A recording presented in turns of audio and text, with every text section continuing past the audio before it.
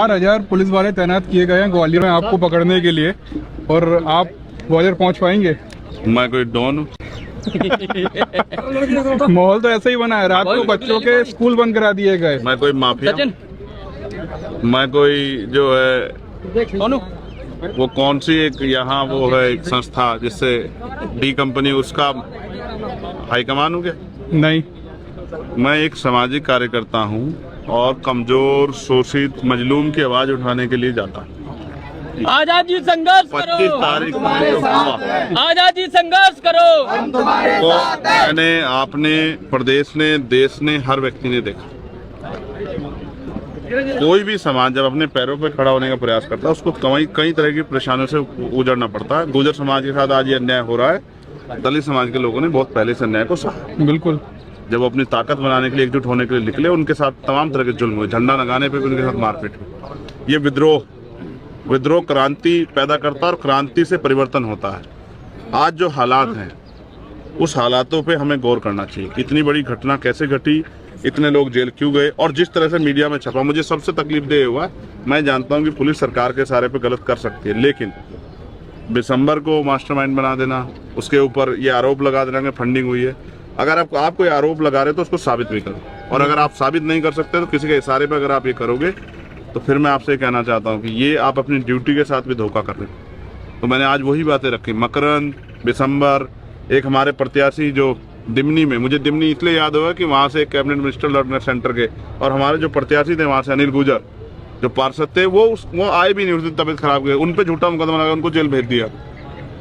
रुपेश यादव को जेल भेज दिया। हमारी बहन है हर्षिता, उसका अपराध ये था कि उसने वो परमिशन के लिए एप्लीकेशन किया था, उसको थाने में ले जाके पीटा, उसने बकायदा बताया। ये न्याय है? इसको कह रहे हो कि इससे परिवर्तन हो जाएगा, इसको कह रहे हो कि ये कार्रवाई है।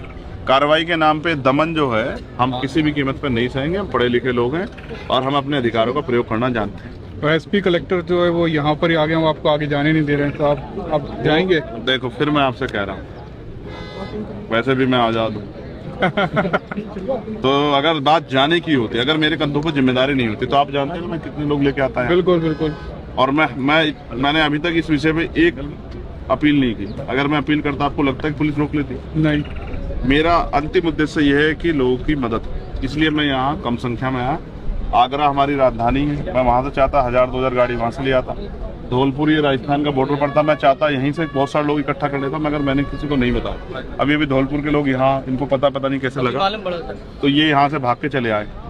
मैंने किसी को इसलिए नहीं बताया, ये भी नहीं बताया किस रास्ते से आ रहा हूँ, क्योंकि मैं चाहता था कि मैं अधिकारियों के पास जाऊँ, अपनी बात रखूँ, पीड़ित परिवार से मिलूँ और चलाऊँ। मैं भी हालात को समझता हूँ, लेकिन जब मैं इतना समझ रहा हूँ तो प्रशासन को भी और पुलिस को भी इतना समझना चाहिए कि मुझे रोक के वो न्याय नहीं कर सकते। लोकल न्यूज जितनी भी, ऐसा क्या जिसको छिपाना चाहती है पुलिस? लोकल न्यूज जितनी भी चली थी जिस समय वो गुर्जर महासभा का जो प्रोग्राम हुआ था, वहाँ यही बताया गया था कि जितने भी गुर्जर लोग हैं उन लोगों ने उपद्रव मचाया और तोड़फोड़ की, गाड़ियाँ तोड़ दी, और पूरा माहौल उस समय भी बहुत खतरनाक हो गया, जैसा आज के दिन हुआ। एज कितनी है? मैं 36 का हूँ। क्या आपने 36 में जब से होश संभाला सुना कि गुर्जर समाज के लोगों ने किसी गाड़ी तोड़ी या कोई इस तरह का माहौल बना है? मैंने तो नहीं देखा अभी तक। मैंने गुर्जर समाज का इससे भी बड़ा, ये तो यहाँ कुछ भी मॉब नहीं हुआ।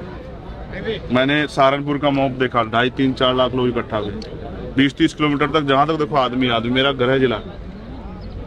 मैंने कैथल देखा, मैंने कोटा, राजस्थान के बहुत सारे वो देखे, और मैंने यहीं पे कई जगह निकलते देखी यात्री। कोई भी समाज जो अपने पैरों पे खड़ा होना चाहता है वो इस तरह की कोई हरकत नहीं करेगा जिससे कि कोई उनके ऊपर कोई आरोप लग जाए, कुछ गलत हुआ।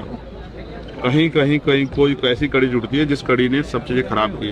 अगर पुलिस ने उचित व्यवस्था की होती शायद ऐसा नहीं होता। और मैं फिर भी कह रहा हूँ, जो दोषी पे कार्रवाई करो, लेकिन निर्दोष पे कार्रवाई करोगे तो ये तो न्याय अनुचित है।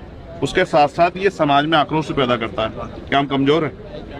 बिल्कुल भी नहीं। और अभी आपको 12 फरवरी भोपाल भूले तो नहीं? 12 फरवरी बिल्कुल याद है। और ये तो ग्वालियर, चंबल, ये बागियों की धरती तो हमारी राजधानी है। बिल्कुल। तो अभी तो हमने लोगों से अपील ही नहीं की। अब तो हम अभी तो अधिकारियों से अपनी जिम्मेदारी समझते हुए कर रहे हैं कि हम समझते हैं कि उस दिन घटना जो हुई वो अच्छी नहीं थी।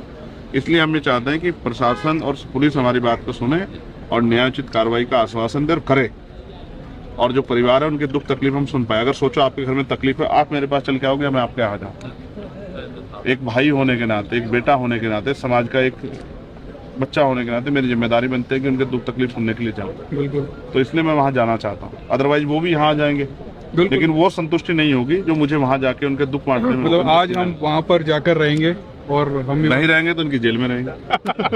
बिल्कुल कपड़े लेके आए, अच्छा तैयारी करके आए, काम छूटेगा तो कुछ काम आगे भी बढ़ेगा, तो यहीं रहेंगे। अभी तो 5 दिन यात्रा करके गए थे, अब यहीं रहेंगे। आज मुरैना है, ग्वालियर जेल और तय करके आए, क्या तो परिवार से मिलकर उनके दुख तकलीफ सुन के इनसे न्याय की मांग करेंगे या फिर यहाँ जेल में रहेंगे।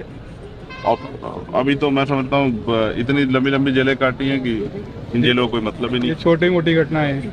ठीक है भाई, हम भी शाम तक आपके साथ यहाँ पर ही हैं। एक दिन का जो है रेस्ट ही हो जाएगा, बिल्कुल तो रेस्ट कर लेंगे, क्या हो गया उसमें, कोई बड़ा बुरा काम नहीं है।